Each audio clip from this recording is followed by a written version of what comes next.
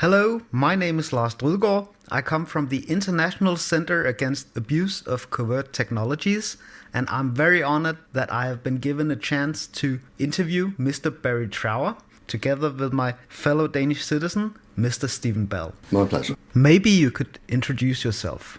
Yeah, I'll tell you how I came into this.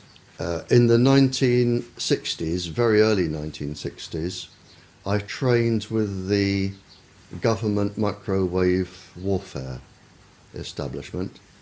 I looked at all aspects of microwave warfare. And when I finished my time in the military, because I had a lot of expertise in the microwave field, I was asked if I would carry on with this research. And some people blow this out of all proportion. I was an agent. I don't like the word secret agent, because secret agent, when you say secret agent, people think of James Bond, who wasn't a secret agent and he wasn't a spy. James Bond, the fictitious character, is military intelligence, and I wasn't military intelligence. I was an agent. I collected information secretly, and I spent 11 years collecting information from spies who were a very small part of my work. I also questioned international terrorists, international criminals, anybody of immense interest I questioned, and I trained for quite a few years to learn how to do this.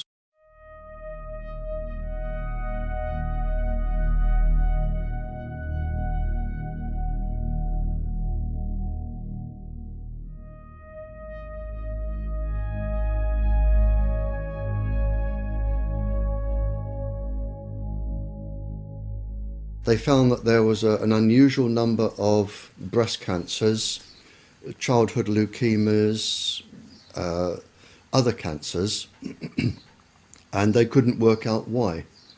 So they changed some of the staff, and then they went down with leukemias and cancers. And again, they changed the staff, and then they looked into this and found they were being microwaved. And this is where the United States became a little bit naughty. They decided to keep this quiet. The Americans used their own people as initial guinea pigs to develop their own weapons. And then when it was discovered what was going on, initially there was a denial that you always get. Then there was a cover-up report, and finally a very renowned professor, I think he has about 18 professorships, John Goldsmith, he wrote the definitive proper report and found that low-level microwaves were causing an enormous amount of cancers and leukemias and ill effects. And by then, everybody was leaping onto the microwaves as stealth weapons, and they go from there, which was the 50s, right up to and including the present day.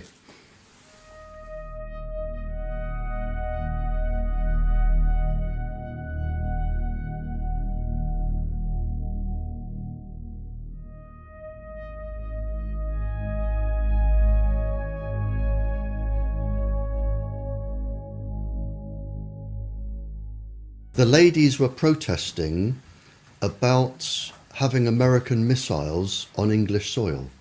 Mm-hmm. And it was a peaceful protest. All they were doing were camping outside the perimeter of the American base. There was no violence, no swearing, no shouting. It was a peaceful protest. And it was found that from the American base, the ladies were being microwaved, and it was actually measured. They were being microwaved to make them sick. And in fact, when the figures came out, there was a disproportionate amount of tumours, personality changes, suicidal tendencies of the ladies. They were deliberately microwaved by the Americans for protesting about their base.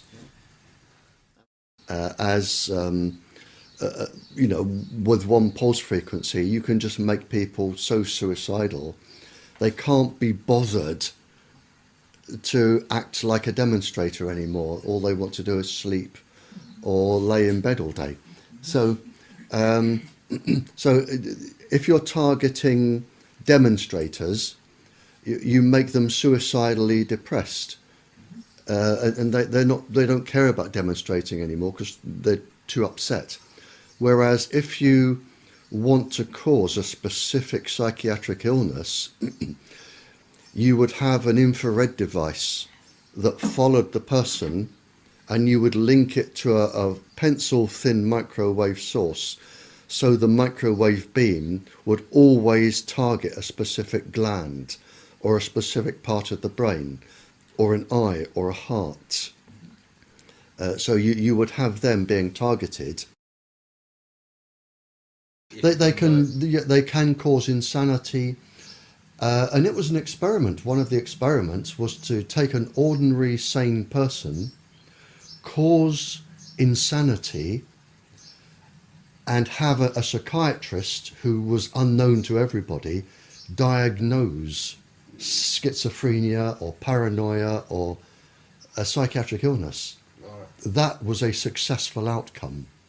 And the person would spend the rest of their life in an asylum in misery, but to the government scientists, that was a success. Well, it's a guinea pig locked up. Oh yeah. I mean, humans. The difference between humans are like guinea pigs. If they want to experiment on you, by the thousand they will, and you can be driven to insanity and death, and you just become a tick in a box, without any so much as a feeling. Yeah, and this is what they do, and this is why they are above the law.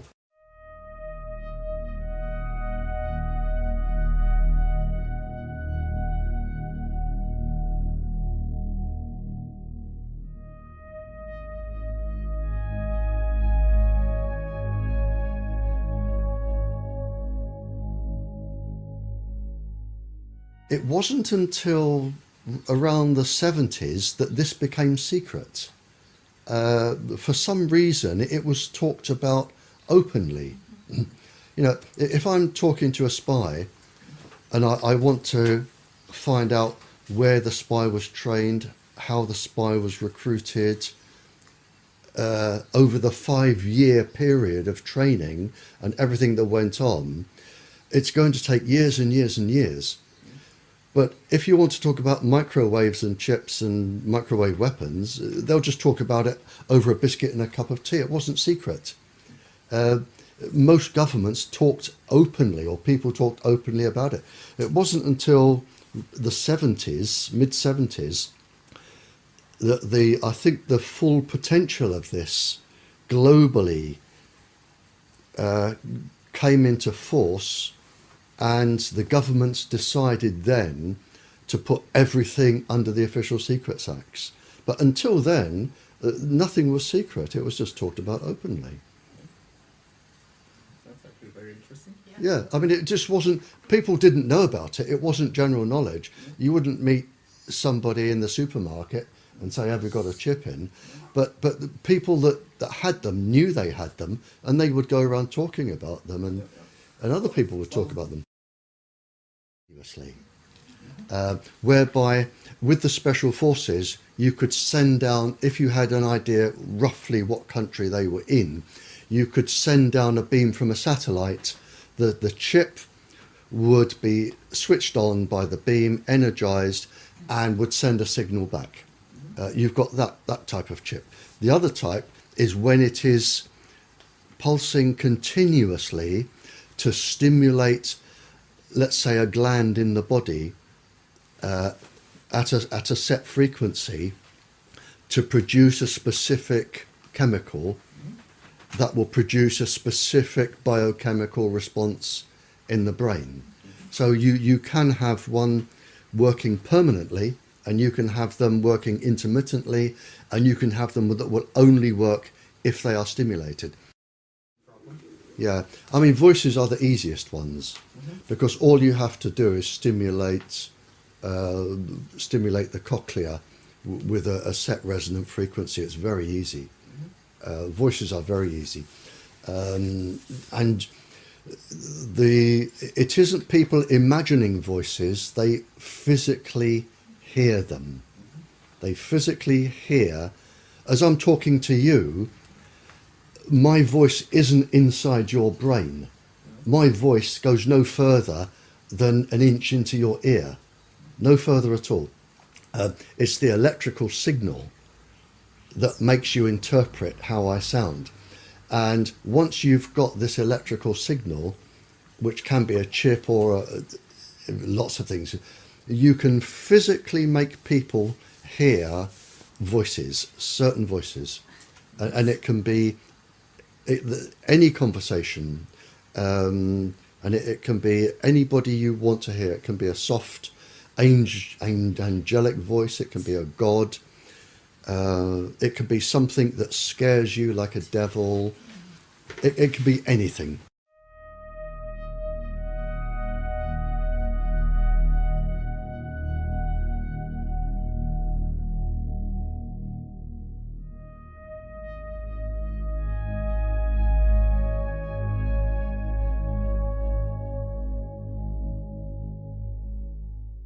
Fair enough.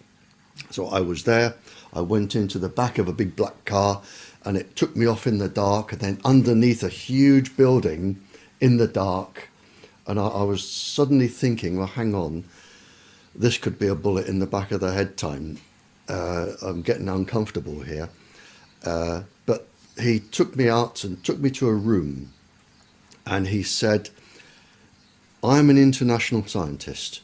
He said, and something is really, really worrying me, and I have to tell somebody who can tell the world. Now, I actually knew what he told me, I knew was going on anyway, because it had been discussed in other countries.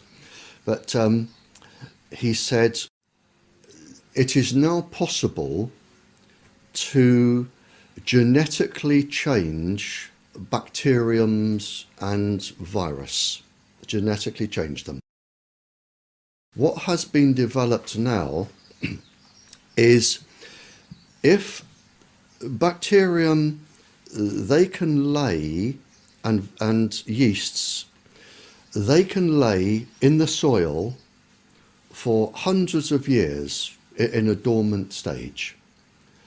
And it's known by grave diggers or people who dig up old graves that it's possible when light comes on the bacterium to regenerate the bubonic plague that's been laying in the ground for several hundred years.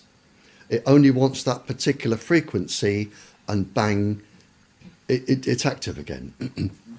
You don't need more than 2 brain cells to work out where you go from here.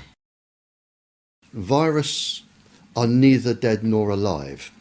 They inhabit hosts. If I put a virus inside a dormant bacteria that I know I can spring to life, I go to Norway on a holiday, or Denmark, or Sweden, I just spread the virus around the forests with the dormant bacteria, and I come back. And I can wait, if I like, 100 years, 200 years, or 2 hours. Makes no difference to me. And then all I have to do with HAARP or a similar device is put the frequency, the microwave frequency off the ionosphere, down onto Norway. Whenever I feel like it, the virus will spring to life because their host has sprung to life.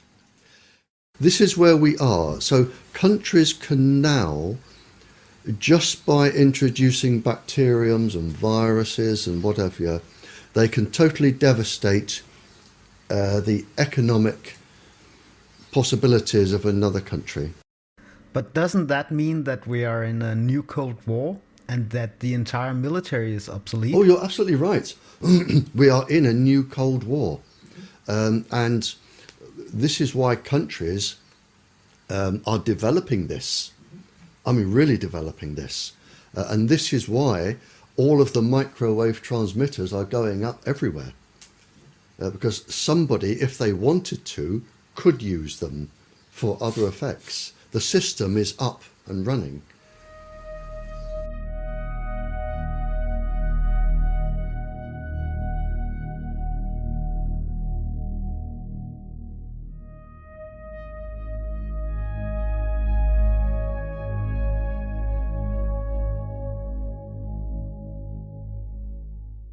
In a 3-month period, I had 5 lady police officers in this house, all with cancer.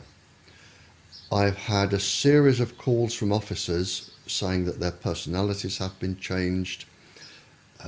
Whenever I go to a country, and I think the year before, I did 6 countries, I think last year or the year before, the questions always come around to Tetra, and they always come around to aggressive behaviour from the police since they started using Tetra. And I have the government documents that say this can cause neurological damage, this can cause cancer, this can cause aggressive behaviour and personality changes. This was at the beginning of the experiment, and the experiment with Tetra is not due to finish until 2018. So it's an experimental system. The United States one was quite interesting. It was to do with special forces, probably 5 or 6 years ago. They came back from a mission, and of the 6 or 8 gentlemen that were in the special forces, 5 of them, I believe, went home. I think it was 5 or 6 went home and severely beat their wives or children or both, where some of the wives died, some ended up in hospital, but they were severely beaten. And it was believed that the communications apparatus they were using was entraining the brain and stimulating violence. And this was Fort Bragg. Now, I either had a phone call from Fort Bragg or I had a phone call from the embassy to ask if I knew what frequencies could cause this. Because I ended up talking to each. And I said, don't tell me, I will tell you what frequencies they have been using. Now, the special forces don't just hold them up, they're on permanently. So we're talking massive entrainment, far beyond what the ordinary person would suffer. But it induced such a level of entrainment and violence. So I told them what frequencies I believed they would be using. I sent them documentary evidence, and the whole thing was hushed over, and it was on the news, but then they obviously, I would imagine, changed the frequency.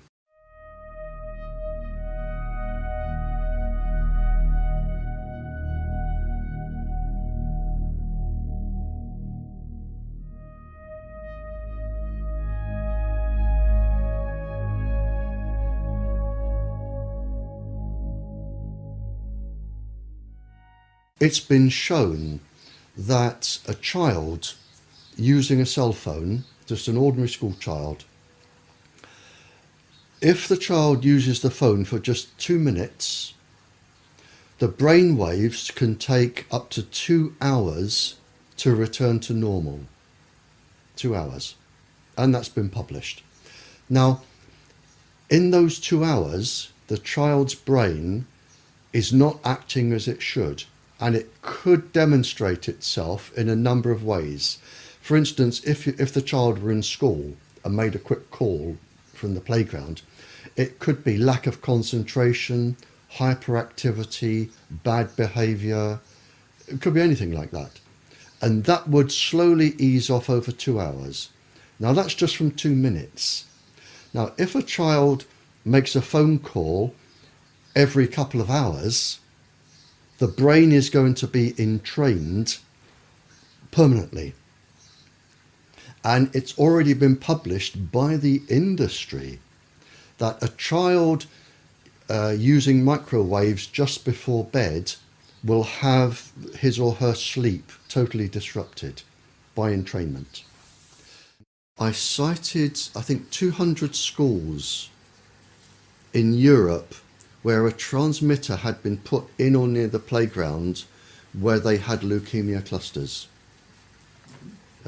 Some of our own MPs here have stood up in Parliament to say that they have 11 children under the age of 11 with leukemia around a transmitter, or 18 children. I mean, it's so.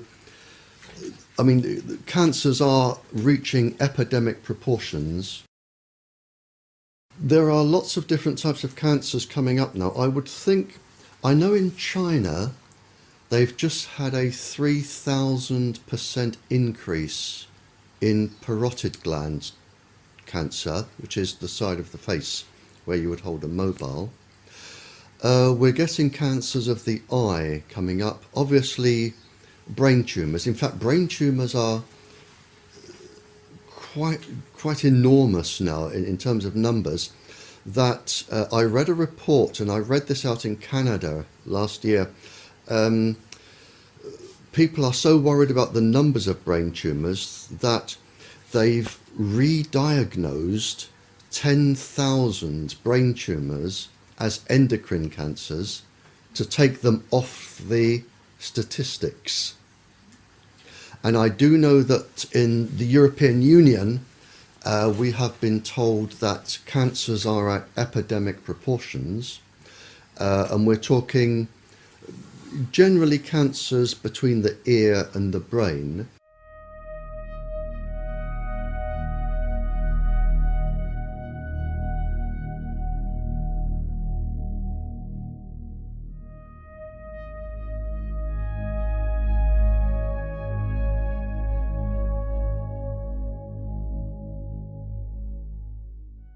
Years ago, our government said to its scientists, when it comes to microwaves, you will only talk about things to do with heat, and that is it.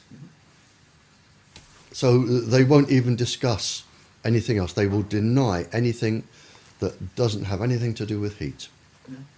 They even deny all of their 40 years of research leading up to this. Yeah. Although they said this can cause cancer and all the damage, they say, no, it can't. We're only looking at heat, and heat is all that matters. Yeah, I prefer to call it lying. Oh, right. Yeah. I think I've never known so many liars in my life as what is coming out now. Right. From the government. They, I mean, to put it simply, they did all the research, they knew the dangers, and then they decided to lie to the public for no other reason than to save themselves with lawsuits and to make money for industry. And that's written down, and I've got that written down. Okay. So for the last 40 years, the government, the English government, has been lying to the people. And the American government, the Canadian, the Australian, they have been lying. They have been lying to protect industry, protect their profits, to protect themselves from lawsuits. They are really just liars, and it's provable. I made a statement in Birmingham, in this country, probably 15 years ago, and I haven't changed it since. And I've said that I believe that this industry and the part of the government which is encouraging them will be responsible for more civilian deaths and suffering than all the terrorist groups in the world ever. And with the growth of the industry over the last 15 years, I would say now that these people are probably going to cause more death and suffering than the entire Second World War. And is that genocide? Yes, without a shadow of a doubt. And are they going to get away with it? Yes, because they are untouchable. They are outside the law. Who is actually behind those decisions? Is this sanctioned by the WHO? Sanctioned by the World Health Organization, without a shadow of a doubt. It is the same people. It's the same people sit on the ICNIRP certificate. They sit on our government's Health Protection Agency, sit on the World Health Organization. It's the same people. It's the same people. There's probably no more than 20 of them. But they are going to, in my opinion, commit the worst genocide this planet has ever known. Not just people, but animals, plants. They are probably going to cause more destruction than a global war. And in several hundred years' time, people will look back, whoever survives, and look at what we try to do to stop them.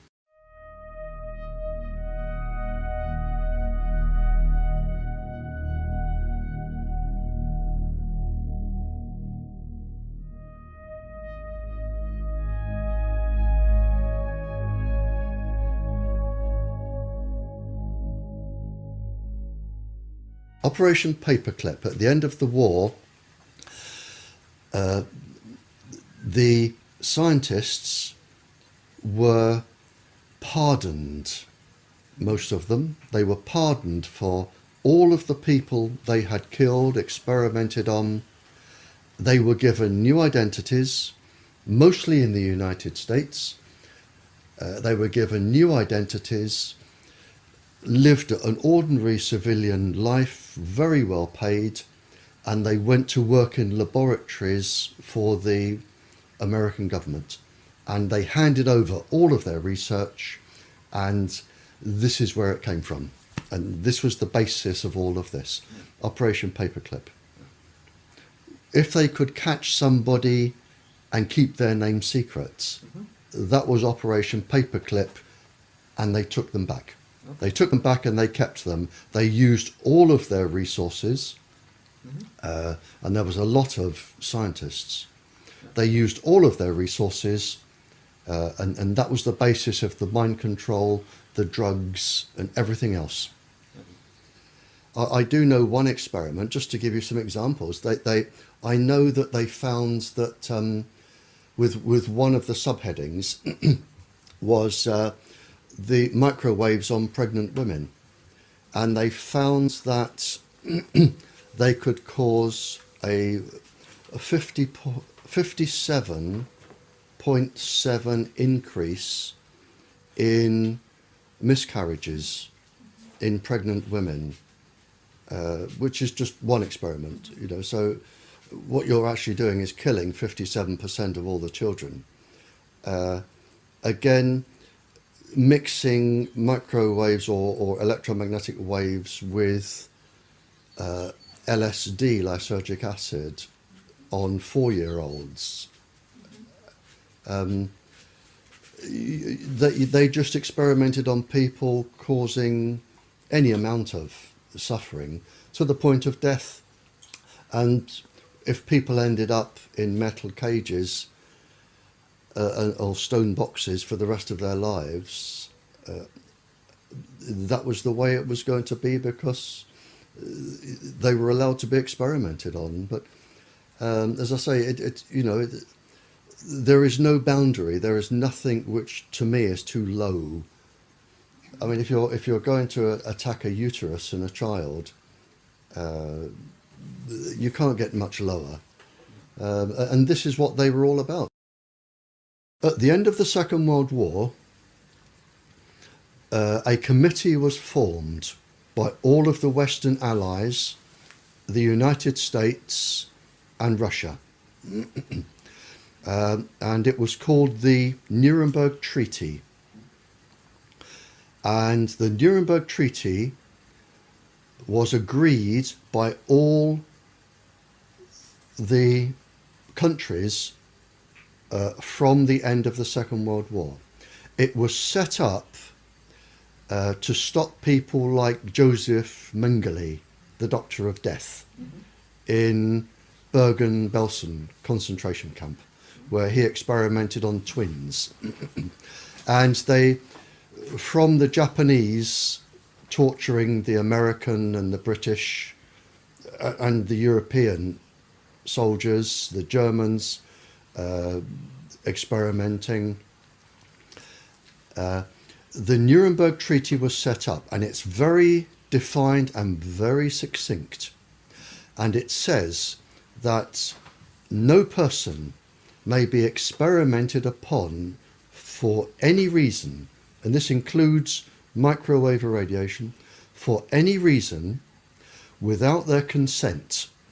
And before they give their consent, they must have full knowledge of the length of the experiment, the outcomes, any potential dangers, any potential ill healths. It must be fully understood and explained, and they must give individual consent. And this includes Tetra, which is an experiment that's going on until 2018 to look for cancer and brain damage. So everybody using Tetra is actually breaking the law, the people organising them. So that was set up.